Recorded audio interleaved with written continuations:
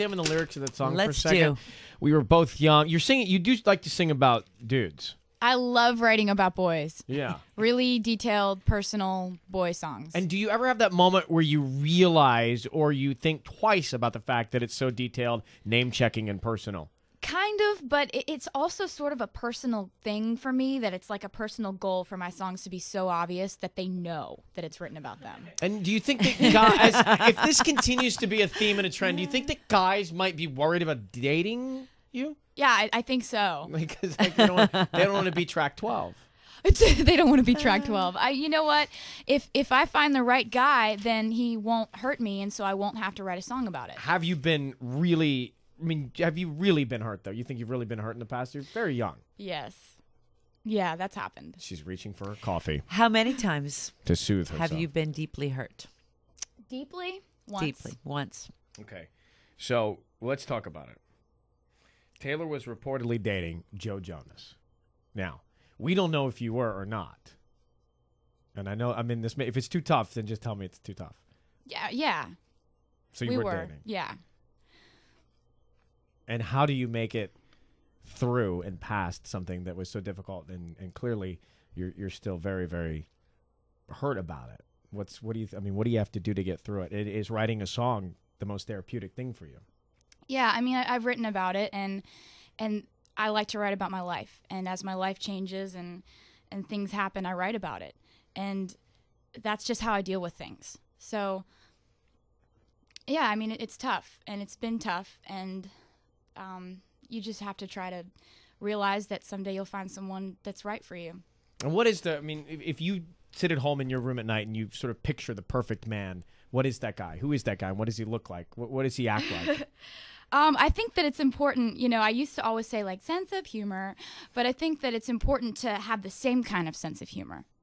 I have a really dry, sarcastic sense of humor. Yeah, and clever and smart and quick. Thank you. If somebody doesn't think that my sense of humor is funny, then that's not something that is good. Right. So sometimes, that can be a wrong match. If I'm not, if they're not allowed to go in public with me, that's sort of an issue too. I like freckles, and I kind of. What do you mean if they're not allowed to go in public with you? Yeah, well, that's just not something that I look for in a guy now. Like if their management says, no, you're a sex symbol and you need to not have a girlfriend, like that? Like that could be a possible turn off. By the way, I honestly, I like both of you, so I don't want to get into a place that's uncomfortable and awkward. And we're not privy to the details, and I know it's tough, so I don't want to make you go down that path. But point is, when you do meet somebody that you connect with, and maybe it doesn't go well, you do learn from that, and you grow from that, and you take something away from it. And that's what you're saying. You've taken something away from that can be a positive. You really do, and it's like. I'm trying to shake it off. I'm not ready to jump back into anything with anybody because I don't think that would be fair to them if I tried to go, find someone to just fill the void right now. So it's just, I'm excited about my album coming out. I'm excited about, Don't you have to relive these moments when you sing these songs? That would be extreme. Like if I'm on tour singing, isn't that going to be tough? Yeah, and it's tough. There's actually one song on the record that is about it. I did an a last-minute recording session, so there's a track on the record that's actually... What's it called? It's called Forever and Always, and, I think it kind of helps to be able to tell the story a little bit. It kind of helps me a little bit, when I get to a certain point and I can talk about, what happened and kind of just get it out of my system. Love Story is the song we played a few minutes ago, and that stars in the video... Justin, what's his face from Miley's World? Justin Gaston. That's right, Justin Gaston. Who, by the way, he's the chicks dig this guy. He was not dating Miley when he did my video. Oh, so you're saying they're dating? Well, Taylor Swift has taken over Kiss FM this morning. It is 8:47, 13 before 9 o'clock, and 1-800-520-1027 at Kiss FM. Good morning, Valerie in Long Beach. You're on with all of us here. Say hi to Taylor. Hi, Taylor. How are you? I'm doing great. How are you? I'm doing awesome. I just wanted to make a comment about what you said about Stevie Wonder in this speech. I thought that was absolutely amazing. And, just like you and every other American in this nation, I will never forget last night. Yesterday was my first time voting ever, and I really feel like it counted for something. and I just thought that was amazing. It was my first year voting too. So what was it like when you went into the polling place, or did you do it absentee or early? No, I waited for an hour and a half. I actually just posted a MySpace blog, which I filmed when I was waiting and all that. It was a really long line, but it was so worth it. Wasn't it worth it, It was so worth it. And, I was able to go and take my grandmother and my father to vote as well. And just the whole experience was truly emotional, and it was just amazing. It was absolutely incredible. I can't even explain it. Well, Valerie, thank you so much for listening. Let us begin this hard work together. Let us transform this nation. I'm not running for president to be somebody, but to do something.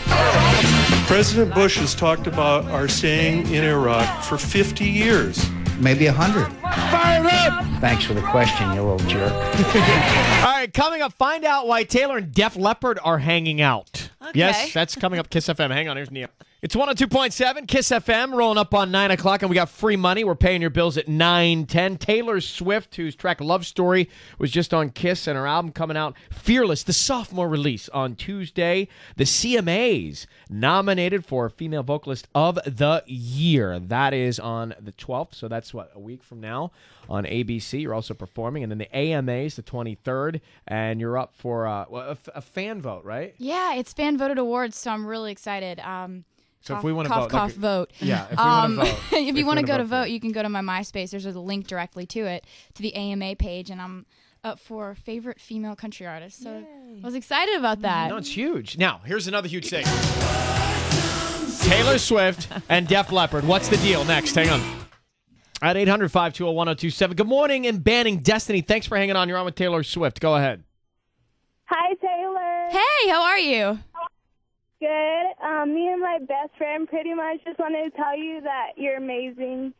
You're such a role model. We really look up to you. Thank you so much for saying that. That is so nice. Are you having a good morning so far? Yeah, we're going to school. Oh, very cool. Well, did you hear the way that she just went down on school? Yeah, we're going to school. Josie, what are you doing 15 years old, not in class right now in Claremont? I skipped first period so I can talk to Taylor Swift. Hello. Aw. How are you, girl? There's the example. Amazing. You were my role model. You have no idea. I was hyperventilating when I got through. You're so sweet. Thank you so much for saying that. I have a question for you. Do you think you're going to have a show in California soon? Because California needs some Taylor Swift. Oh, I love you. I think we're going to, I'm starting the headlining tour in May. So we're doing some stuff. We're going over to the UK and then Australia and Japan in the first part of the year. And then I'm going to start my headlining tour, and I definitely want to do a lot of California stuff. And it's a shame we haven't been out here in a while. It's just, logistically, when we take the buses all the way out to the West Coast, we stay here for 3 weeks, and then we don't come back for another 6 months. So we'll be back soon, and I can't wait to see you at the show. Cool. And can you give a shout out to my friend Carissa, because she's a newly Taylor Swift fan? Oh, it's Carissa? Yeah. Hey, Carissa, it's Taylor, and I love you so much. Thank you so much for listening to my music, and I cannot wait for you to hear the new CD. And we see you skipping behind that bush. We know where you are. Come out for second period, wherever you are. Thanks for calling. Okay, so Def Leppard and Taylor Swift on CMT. It's called Crossroads, this series, but you're basically singing with them, and they're singing with you? Yes. It's this thing where, they pair up a country artist with their favorite band, and it's usually from another genre, and you get to sing on each other's songs. That's so cool. And what was it like when, they've been around for quite a while, because I grew up listening to them, and then they meet you, you're a teenager, and they know your music. It was crazy. I actually, I was on tour with Tim and Faith, and I found out that the tour manager... McGraw-Hill. Just FYI. McGraw-Hill. Tim McGraw and Faith Hill, and their tour manager, I found out through the grapevine that their tour manager's brother was the drummer for Def Leppard. And I'd been a super fan for my entire life. My mom was obsessed with them. I was obsessed with them. I always knew if I was going to do a Crossroads, then I would want to do it with Def Leppard. And so I tracked down this tour manager guy, and I was like, please give me your brother's number.